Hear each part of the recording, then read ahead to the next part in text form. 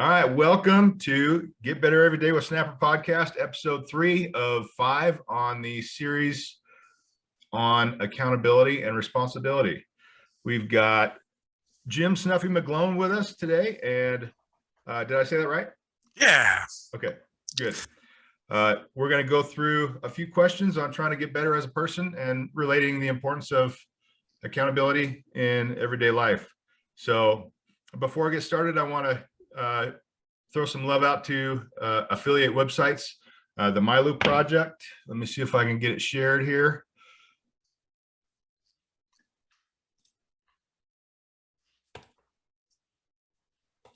All right, there we go. So the MyLoop project is a project where they're trying to get young women into aviation. So check out the website and see if you have any young ladies in your circle that might be interested in being sponsored or getting involved in the program. All right. So now for the rest of this, let's get going. Let's get right into it. Snuffy, how do we know each other? Yeah.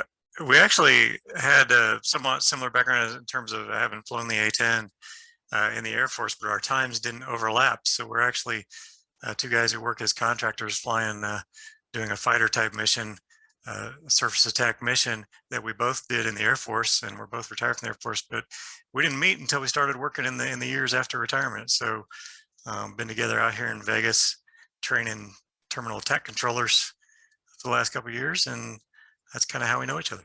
That's right. Good deal. All right, so let's give the audience a little bit of idea on where you came from, your upbringing, your professional path through life. Okay, well, for me, I'll just be real quick. Somewhat non-standard career for an Air Force officer. I was, the long story short, in high school was a pretty decent high school athlete. Kind of failed a little miserably in a few things like physics and calculus, and for that, along with the fact that my family didn't have a whole lot of money, I was talked into going to do this thing called High School to Flight School, which actually still exists. It's a program where a young person out of high school who gets a high enough score can go into the warrant officer program and go to helicopter pilot training with the Army. They call it initial entry rotary wing. So I did that. I actually had to go through basic training and become a cavalry scout, which is a kind of a scout for armored forces in the Army, and which was really cool. It was the perfect job to do while I was waiting to go to Army pilot training, because cavalry scouts in the Army are masters of none. They're jack of all trades. So I got to shoot every weapon in the inventory pretty much. It was really cool. Got to drive all kinds of vehicles. And that was all out at Fort Irwin while I was waiting to go to pilot training, and then flew helicopters in the Army, flew Cobras, Savannah, Georgia, Desert Storm. We were in Korea. Met my wife during helicopter pilot training in the late 80s, and we've been together for 32 years. And finished college at night. I thought I wanted to go work for the airlines and be an Air National Guard guy. Actually got an Air National Guard pilot training slot, got out of the Army, moved up there, and Congress cut the unit in half. So it was really nice, though. It's the Northeastern Sector F-15 units that had a 2-star general as their commander up there. And so he wrote me a letter and got me on active duty. So that's the circuitous route that I took to going to Air Force pilot training. Okay. OTS, second lieutenant. Only because I'd flown helicopters for 1,000 hours, I did well in Air Force pilot training and was able to pick the airplane I wanted, which was the A-10. So yes. That's what led me down that pathway for the next 20 years. Various jobs, typical of a Air Force officer, other than the fact that I've cycled in and out into different airplanes along the way. So did a little, let's see, in the Air Force, you had, what types did you qualify into? Well, yeah, I flew Cobras in the Army, primarily H-1F, also OH-58s. In the Air Force, pilot training, tweets and T-38s, A-10, A&O A-10, we called it back then. And then leaving my A-10 squadron, which was a squadron at Moody that got closed down for a while, we kind of flooded the system with A-10 guys, and I put my name in the hat for an exchange tour, thinking that I was going to get the F-18 to Australia, and I got the EA-6B to Whidbey Island with the Navy. So I got to fly with the Navy in the EA-6 for 3 years up at Whidbey Island. Actually, my family lived at Whidbey Island, and I was gone the whole time. And coming out of there with that electronic warfare background, without even asking for it, I was sent to an F-117 and was part of the lead up to get the F-117s and the B-2s and everybody together to do the initial Iraqi freedom thing in 02, 03. Flew F-117s for full assignment there, and then got so sick of deploying, I finally talked them into let me be a pilot training instructor. Went to Shepherd Air Force Base in Wichita Falls and taught new student pilots. What really made it fun was I got to teach NATO student pilots, so Okay. Italians and Germans and Norwegians, and it was a really fun building to work in. Did that for actually 5 years. Once I got in the good Texas home life with my family and Boy Scouts and the kids the right age, we just loved it, and we stayed there as long as we could. And then, so you've had additional experience in aviation with instructing Embry-Riddle.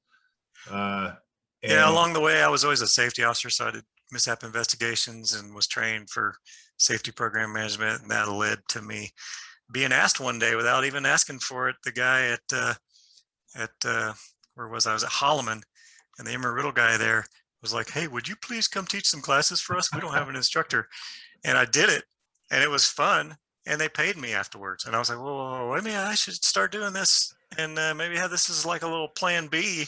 Yeah. For when I retire. So I've done that since 2006. And even a little Civil Air Patrol in there too. Yeah, once the boys got old enough, they got into that. They did a little general aviation flying and got into the Civil Air Patrol. So flew with them. It was the Dothan Squadron when we were stationed at Fort Rucker, Alabama. So amazing breadth of experience from Army, Air Force, Navy to civilian, Embry-Riddle style to Civil Air Patrol style. Aviation American hero is what I see. So why I thought it would be cool to bring you onto the podcast and ask you about accountability was that flying with you at our current contract job, we got a couple hours to go to and from where we're doing the business, and I realized that you're very well read and very conscientious in how you approach tasks. And I thought that was something that every person should have a friend or colleague that is that way. And so there's probably plenty to learn from you. And I thought, what a perfect fit to try to just pull a little bit of knowledge from you and add that to the Get Better Every Day with Snapper podcast. So if you want, we'll get right into a couple of quick questions and see if we can pull something. All right, sounds good. You give me too much credit, Snapper, but go for it. So we got, so what are your thoughts? This is kind of a general broad stroke to start out. We're going to dig into your thoughts on the importance of holding yourself accountable in life from the perspectives of father, husband, citizen. And then, so how do you hold yourself accountable, I guess is the quick question. Okay. And then it'll go into how you hold others in your sphere accountable. Okay. Well, I should mention that you brought this up a few weeks ago, and you made me think about a word that we don't really think about very much. It's a real flippant sort of term. We usually apply it to corporations or government, and so maybe kind of look into it a little bit over the last few weeks. But first, I should probably reject the premise, like I was suggesting earlier, that I always get it right or that I should be an authority. I don't always get it right. It's life is a learning process, so we're always trying to get better. In keeping with the title of your podcast, every day trying to be a little better. I started this out. I think a lot about this because I think about my experiences more than all of these things we just talked about. I think I learned more from being a parent, raising two boys who I think turned out fairly well. There were times when we were, and this is where it was a strange thing with the military too. I'll just quick little diversion here. People assume that it's the Great Santini. It's a horrible place to raise children. The military is not a good place to have a family. I'm not so sure. We had some awesome opportunities. In fact, at one point, the kids were maybe starting to get with some bad kids, and it was kind of not working out too good in the middle school to high school. And I was given an assignment to Germany. Yeah. That forced them to be uprooted. And when we reestablished in the new high school, they actually got a much better group of friends. And that was my point here, is that you should surround yourself with the best people. You find yourself being surrounded by people who are dragging you down, it's probably time to make a move. Yeah. And another kind of more recent example, because we'll talk a lot about the military, and I don't want to make it sound like we're, rejecting of other segments of society. We just, you and I both have seen really awesome people in our times in the military. Yeah. So by being in a fighter squadron, you were instantly surrounded by the best people. It just happened because you were, but that's not necessarily always the case. We moved out here to Vegas, and really remarkably through military connections, but we've made a lot of friends with a lot of civilians, people with absolutely no connection whatsoever to, the lifestyle of being a fighter pilot. But I just thought about a lot of our friends that we're doing things with. We're going to a birthday party tomorrow morning with a friend, and we have another friend who lives out in Lake Las Vegas. And we've just surrounded ourselves with these people who I could not even conceive of them not being accountable. The other day, he had some dental work. He was completely on the other side of town. His wife got stuck at work, and he was able to ask me to pick him up from the dentist, and he's done the same thing for us. And it's just examples of, there are good people who do hold themselves accountable. And if you surround yourself by those people, they raise you up, I think, if that helps to answer that question. Absolutely. There's a boring side to this I just wanted to touch on that a lot of people miss. This is back to a little more rudimentary, raising children, is basic organizational skills is part of, I think, holding yourself accountable. If you desire to be accountable to other people, you can use the skills that you learn on the way to ensure that your shortcomings, such as like an overloaded schedule or, memory lapses, don't get in the way of you meeting a priority. Like, don't forget those flowers, don't forget that Mother's Day call.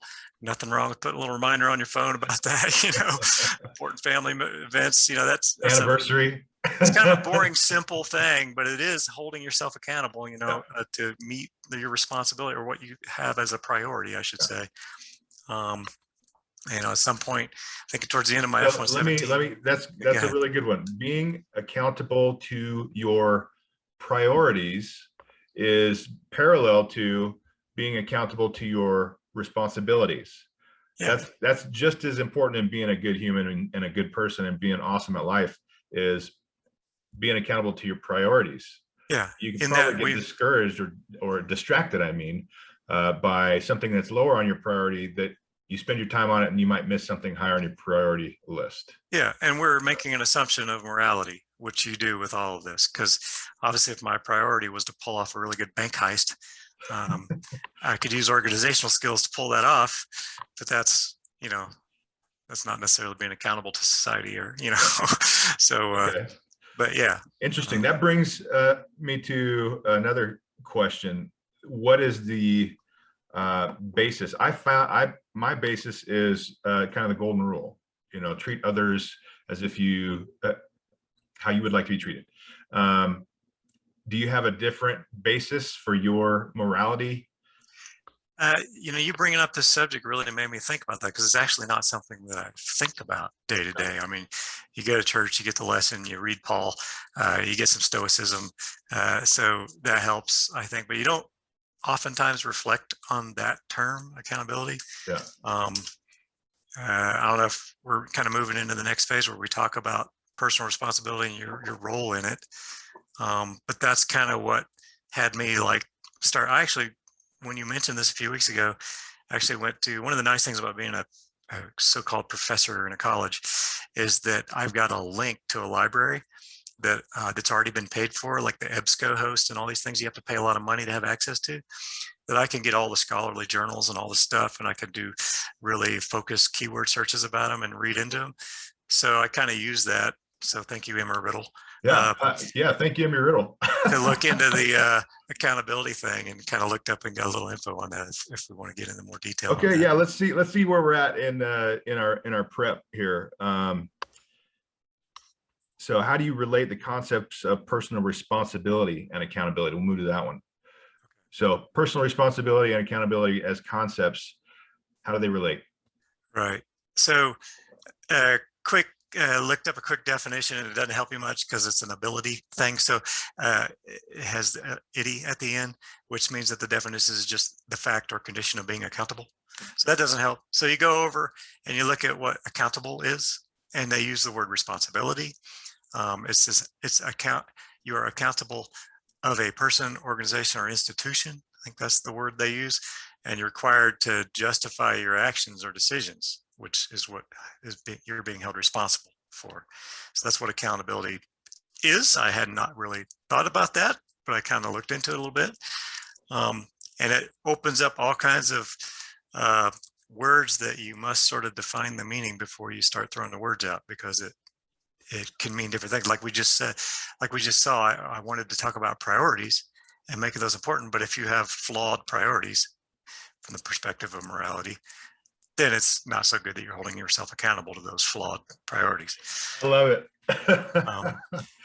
So yeah, you're talking about accountability, as a father and husband, and you're talking about the good of the good things, making ourselves better every day, keeping with your theme. Yeah. Another thing I saw looking into it, the guys that really dig into this are more in the psychology world, the American Psychology Association. That was my degree, psychology. Yeah. So they talk about attributions. So attributions are everyone else's perceptions.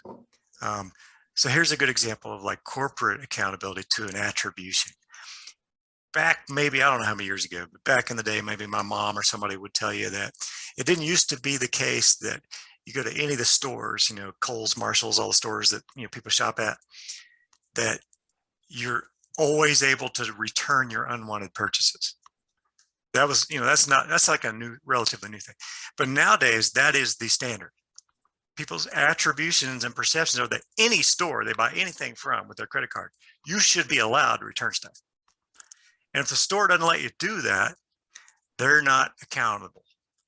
Well, you take 1965 shopping lady and drop her into 2021 shopping, she wouldn't think that way because she has different attributions and perceptions of what is accountable. What is a corporation's accountability to her, if you know what I mean? Yeah, I think that's awesome. So an example would be that older era shop clerk would attribute the responsibility for a good purchase to the purchaser and not Right. the entity who's doing the throughput.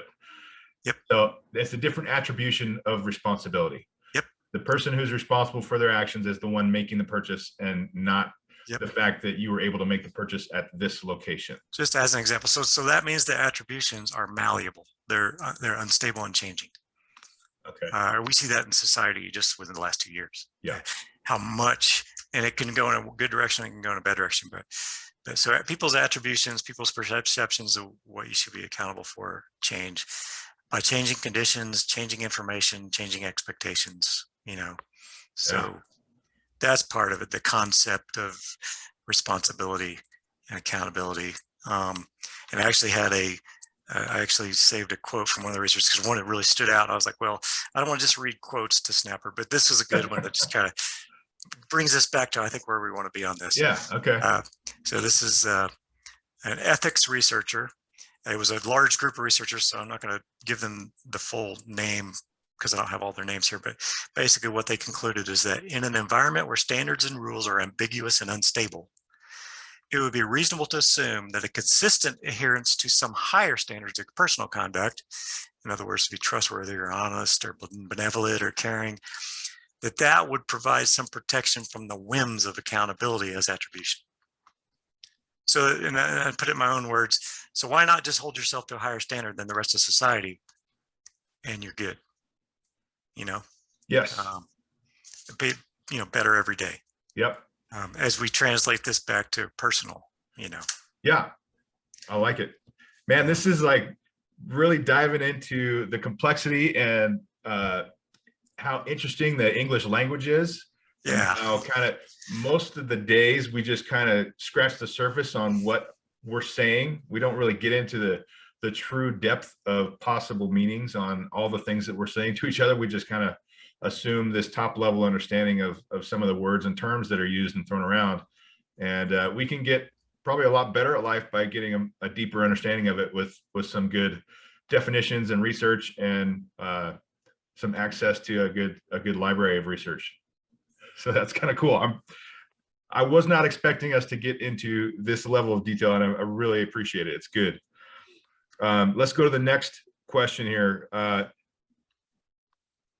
do you have lessons or thoughts on holding other people within your sphere accountable for their responsibilities? Yeah. So at the end of my bio, I'm going to tack on a little extra bit. There was a period when I stopped flying for a little bit. I'd been promoted to the level where the Air Force started to want to make me have to work for a living. And so I went into what's called leadership in the air liaison with the Army world, which is a perfect job for me as a former Army guy. So I was a DO and commander for a while of what we call an ASOC, which is a command and control for the guys that you and I train. Okay. So anyway, in that job, I had to do a lot of stuff I'd never done before. To get up, and speak to the room of people. I had to punish people. I had to do promotions and reenlistments, and a lot of those things was really So some of that stuff was the best part of the job. So this is the first level of working for the military where you're legally responsible for people. Yeah. Okay. And you start to have responsible for budgets, and we had a piddly little $4 million budget, but it was weighed heavily on me, Yeah. And things like that. So anyway, when your word, I think somewhere in your question was within your sphere. Yes. And so I had a thing that at one point I had memorized. I jotted it down because I brought it back, and it sounds silly, it sounds trite, but right around the time that I was doing that job that I was talking about, the movie 10,000 BC came out. It was kind of popular. And if anybody's familiar with it, the movie 10,000 BC, it's a really good movie. But it's the guy, it shows you the life of what we think it was probably like for the people back then. And what it really is a story of leadership and accountability. And the old leader of the tribe dies, and the oldest, and he's about to die. And he has a quote, and I found it again. So I'm giving the credit to 10,000 BC for this quote. But I always read this when we did like promotion ceremonies, promote somebody to master sergeant or promote a lieutenant to captain. And the quote was that he's sitting there talking to the young man as he's about to die. The young man's going to have to take over responsibility for the tribe. And he says that a good man draws a circle around himself and cares for those within, which is his woman and his children. Other men draw a larger circle and bring within their brothers and sisters into the circle to take care of. And he says, some men have a great destiny. They draw around themselves a circle that includes many, many more.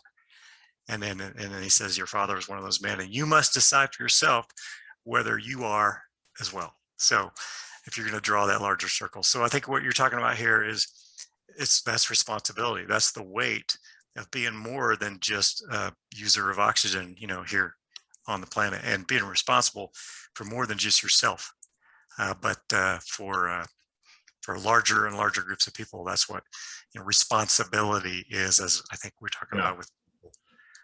So would you have like a example that you'd be able to relay on how, for example, in the father or husband realm, you have a technique that you use to get that person in your sphere to be accountable for their responsibilities? Yeah, and this is actually very in line with basic management skills, basic leadership, instruction. But certainly we got to go back to the morality.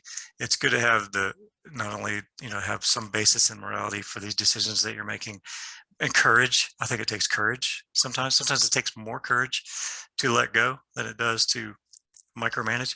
But I would agree with that. Yeah. There's a spectrum, like with the alpha personalities, like operating a fighter squadron of a bunch of guys. Sometimes it's best just to let the person's knowledge of their own failure stand for them to see. And enough said. You don't need to say anything.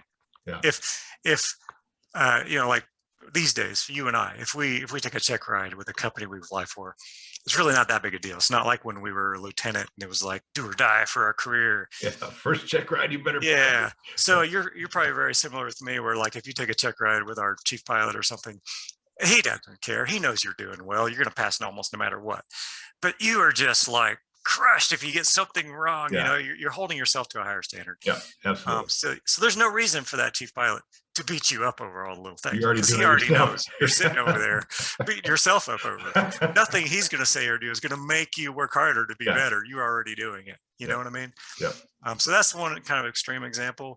You get down maybe a little lower level of personal accountability. I moved into this non-flying squadron, was responsible for a lot of people. Had to communicate. Communication was a huge factor in this. The senior NCOs, the senior sergeants, critical to this. Everything that you communicate about an expectation that you're going to hold people responsible for, accountable for, needs to be thought through. You can't just be the stupid college boy who comes in and decides you're going to say that this is the policy, and then the master sergeant's like, "Oh, sir, you're actually not allowed to do that. That's bad policy. That's against the law. That's against the law, sir. Take that man out and have him shot." So, but with us, it was, big things back then, the PT test, there was a tape test for your waist measurement, constantly working those issues, or things like drugs and stuff that were illegal. My technique with them was I was really understanding, really compassionate. I had the luxury with all my prior service that I was already retirement eligible. So I have to admit that this is not that much courageous on my part. It would have been more difficult for a younger person to do this. But I let go. I let them fail, and a lot of times they'd see it to a point. And I think a couple of people in our squadron saw that point where the unimportant stuff. But these were controllers who controlled airplanes that could swap paint and crash, So there was a point with anything like drugs or standards that I would be like, oh, it's okay if you showed up work a little late. Oh, I understand. You got trouble with your wife, pop positive on the drug test for meth. Boom. That you're not controlling, airplanes anymore. You crush them like a bug. Yeah. And everybody knew that. So something similar to what I just said to you is what I would tell everyone at the beginning for the expectations with these people. Yeah. And so there's that. And then there's, in between extremes, there's the everyday examples. And I could go on if we start out time. I could go down to lower and lower examples. Well, what about one, let's say as a father? Yeah. Is there something we could go into there, like an example of how to keep a son in line, I guess. Yeah. That's probably a bad term, without being a military hard ass, where he just gets turned off and then hates you forever. Well, I think it was, more, maybe I should give more credit to my wife. It was the moral education. It was the, it was the Sunday school class. It was the lessons and the kind of kids that they were allowed to hang out with that probably provided the foundation. Mom, I feel like, call me misogynist if you will. Mom was much more important in the baby years and the really, really young years. And with boys, I felt like dad became very, very important. Not that we were both not always important, but dad became much more hands-on from age, 12 and above, as that transition to a college age. So anyway, a lot of that basic right and wrong credit goes to, their mom and us, holding them to a standard and swat them on the butt, hey, don't touch that stovetop, you're going to get burned, all that stuff. That's pretty basic. But the thing that came in my mind when you mentioned this was the thing that I've gone through over the last 5-6 years with them, because they're both in their early 20s now. They're really successful. They're doing real well, but they went to military academies. And about the time they went off to the military academy, there was no longer someone reminding them, for example, to call their grandma or don't forget Mother's Day.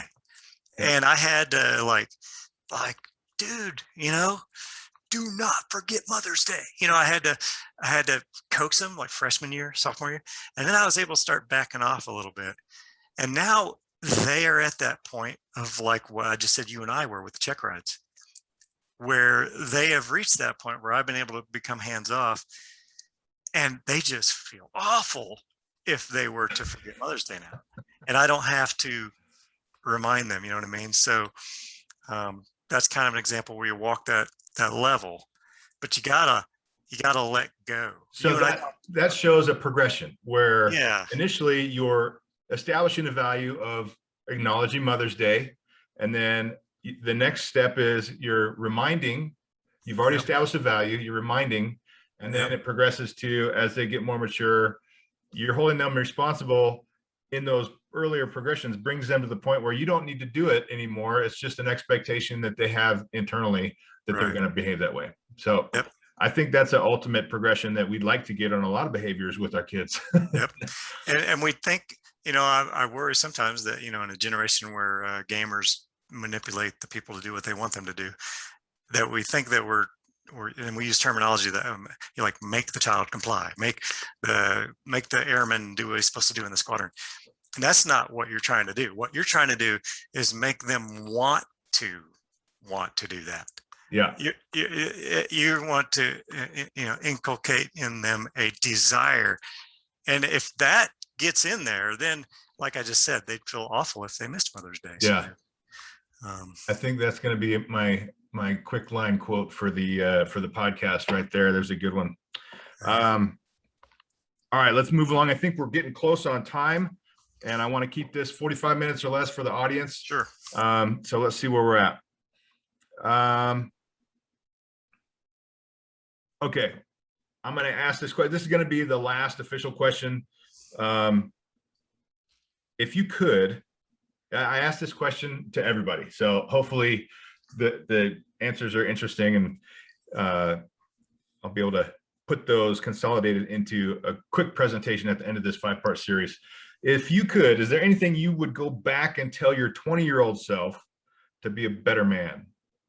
Yeah, because that's the last part of the question is probably the most important part, because there's a lot of things you might go back and tell your 20-year-old self, like buy the Apple stock. Not necessarily making you a better man, but a super rich one, right? Yeah, I might pass that message along. Home Depot stock is a winner. But no, I would say, first, I have to say that it did go well, so that I'm not saying that it was a problem, but just to be sure, one of the first things I would definitely say to make sure that I end up being a better man would be to make sure I didn't screw up the courting of my wife, because she is what has made me a better man. And so that's high on the list. Yeah, good one. All right, now the rest of the answer. Yeah. So the obligatory credit to the wife. This is my own personal thing, was that the challenges were so great. All the stuff that I told you about with the Army and the education, and through the doctoral level with education and all the stuff. It's a challenge. It was always a challenge. It always weighed me down. There were times when I was in my 30s when my day was crazy. You know what I'm talking about. You were in the fighter squadron, you were deploying to combat, you know what it's like. So I always thought that it would be better, or that there was that you would get to a point whereby you would get to that point where you could just chill out by the pool and drink, a Mai Tai. And the point that I would try to pass to my younger self is that first, age 30, age 40, age 50, and probably age 60 aren't really that old. And you will still want to be stressed by demands even when you're at that age. So there is no point that you're going to get to where you can kick back and relax. I think if I had known that, I might have even striven for higher challenges. I may have realized I had more time. I may have taken on something I didn't want to do, like weapons school, which, what I'm talking about, higher or more difficult educational endeavors, I might have taken on and not been afraid to embark on them. This might be a combination of me doing a little false remembering back, but it's, or maybe it's also me not seeing the forest for the trees at the time when I was, 30 and super busy with kids and all that. And the same message about kids for young parents, we hear this over and over again. You think, oh, I get them off to this age, it'll be better. When I get them above this, it'll be better. No, it never ends. You'll never stop worrying about them. Just commit. You're in it for life. I love it. Yeah. Man, that is perfect. Couldn't ask for a better answer. I love it, because I can that totally resonates with my brain. On every sentence you said on that answer was awesome. Hey, I've been looking forward to this one. It did not disappoint. Thank you so much for showing up. Any last parting words? No, I am just glad to be here, Snapper, and I will see you at the party later. Yes. All right. Getting better every day with Snapper. All right. See ya.